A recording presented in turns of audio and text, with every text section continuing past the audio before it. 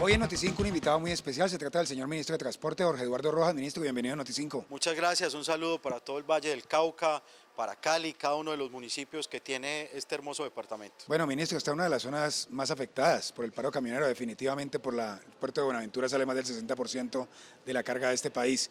¿Qué les dijo a los empresarios muy preocupados por estas multas que han tenido que pagar por haber quedado mal de pronto con sus exportaciones, por esta situación y en tal por los acuerdos que se firmaron con los transportadores? ¿Qué les dijo? En 21 años, 14 paros. En 21 años, 14 paros. Cada año nos regalan un paro. Cada año buscando las mismas cosas. Y si usted se pone a ver lo que ha pasado en los últimos 21 años, están luchando o están pidiendo los transportadores que hacen paro las mismas cosas, condiciones económicas, que es el tema del flete y el tema de la chatarrización.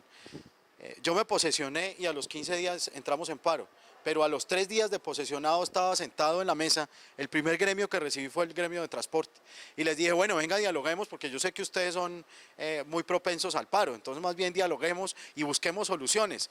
Cuéntenme cómo está el sector, cuéntenme cuáles son los problemas, y me los contaron y empezamos a hacer una mesa de trabajo permanente. Ese día montamos una mesa permanente. Yo estoy seguro que no era necesario un paro, y no era necesario un paro porque el gobierno y el ministerio y yo como ministro no nos cerramos, sino que todo lo contrario, abrimos la puerta del despacho del ministerio, abrimos la puerta del equipo del ministerio para decirles, venga y construimos, venga, reconstruimos la cadena de transporte que tiene serios problemas por todos lados. Así como se piden reivindicaciones por parte de los transportadores, los generadores también las piden y la cadena completa lo hace.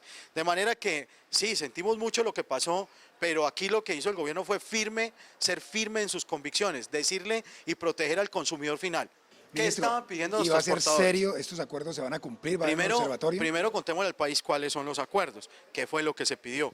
Los transportadores, ¿qué estaban pidiendo?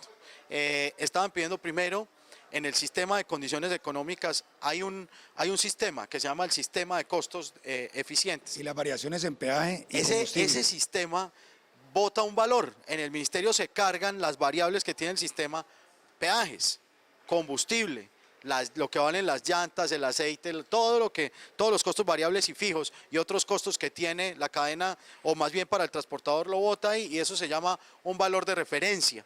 Ese valor de referencia, pues según el mercado, se pacta para arriba o para abajo si hay oferta, si hay demanda, pero no debe haber una gran distorsión. Pero eso se llama libertad vigilada.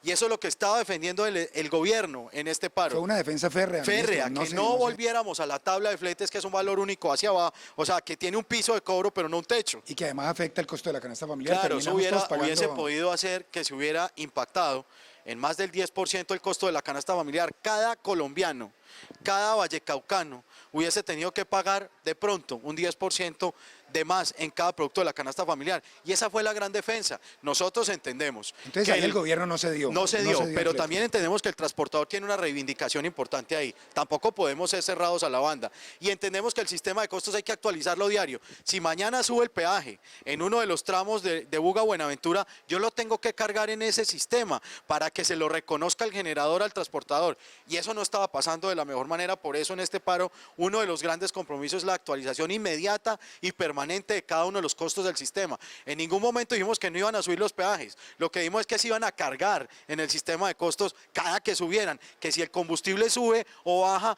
pues se pone en el sistema de costos, y ese es el primer gran compromiso. El combustible, por ejemplo, mañana ya sube 10 pesos. Claro, pero entonces sube allá, entonces sube en el sistema de costos. Eso no tendrá, tiene que ser transparente para el generador y el transportador, y el sistema de costos lo tiene que asumir. Eso no deberíamos incrementar mucho la cadena de costos, pero lo tiene que asumir el costo. Y la segunda, digamos que el segundo gran tema que se luchó y se discutió en este paro fue el tema de la chatarrización. Y ahí ha habido corrupción, ministro, y se ha denunciado. Y vale la pena decir qué es la chatarrización. La chatarrización es que hoy existe una plata en el gobierno nacional, en una cuenta del gobierno nacional, que son un poco más de 800.000 millones de pesos. ¿Qué se hace con esa plata? Cuando un transportador, eso sí, tiene que ser pequeño transportador, cosa que ahí debe ser, pero eso no pasa hoy, tiene un carro de más de 20 años y de más de 10.5 toneladas, seguramente ese vehículo, cuando cumple esa vida útil, por decirlo así, pues es el ahorro de toda su vida para esa persona. Esa es la plática de su jubilación. Para un transportador que no paga seguridad social, que pasa 20, 30 horas en un carro, tiene que abandonar a su familia, pues lo último es que pierda ese valor de esa platica de lo que podría ser el capital de su vida. Pero lo que está pasando hoy es que esa persona no le está llegando la plata porque hay una intermediación corrupta, una mafia de chatarrizadores, un problema de corrupción adentro y afuera del modelo que no permite que la plata llegue ¿Y al una pequeño actualización transportador. tecnológica, una plataforma tecnológica no impediría esto, Claro ministro? que sí, eso es parte de la solución. Esa es una gran idea, pero lo que estamos nosotros diciendo y en el acuerdo lo que vimos es, seguimos con la chatarrización, pero que le llegue al pequeño transportador, a ese transportador que no tiene ni sin un carrito, a ese transportador que ese es el capital de su vida y que con eso se jubila, que a ese le llegue la plata a la chatarrización. Vamos a cambiar el modelo. Tiene que ser un modelo transparente, eficiente, efectivo, vigilado, moderno, con un software que no permita que nadie le meta la mano.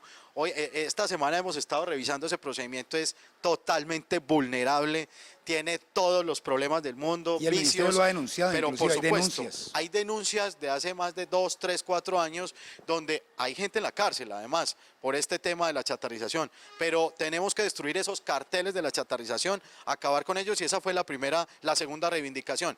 Dentro de la chatarrización también hay un esquema que se llama el 1 a 1, y es que para usted entrar un carro a Colombia de más de 10.5 toneladas, tiene que sacar uno, tiene que chatarrizar uno, y nosotros le reconocimos eso a los transportadores, dimos que seguía el esquema 1 a 1, hasta que se acabaran los recursos de la chatarrización, que no será antes de 3 años, con toda seguridad, de manera que no va a haber problema, y como esos dos puntos son tan claros y tan claves, pues son cumplibles, y los estamos cumpliendo desde el primer día. Usted ha dicho en el Congreso, ya lo ha dicho, el compromiso es serio, los acuerdos son serios, esto se cumple, porque es que lo que pasa con las firmas de los acuerdos es que quién hace el seguimiento, el observatorio, va a haber un observatorio para que estos acuerdos se cumplan. Así es, hemos invitado a los generadores de carga, hemos invitado a los transportadores, a las empresas de transporte, para que construyamos el Observatorio de Transporte de Carga, donde se dé el diálogo para reconstruir la política de transporte de Colombia, hacia dónde debe ir la cadena logística, hacia dónde debe ir el transporte en Colombia. Ese es un gran lugar que será citado mañana lo citaremos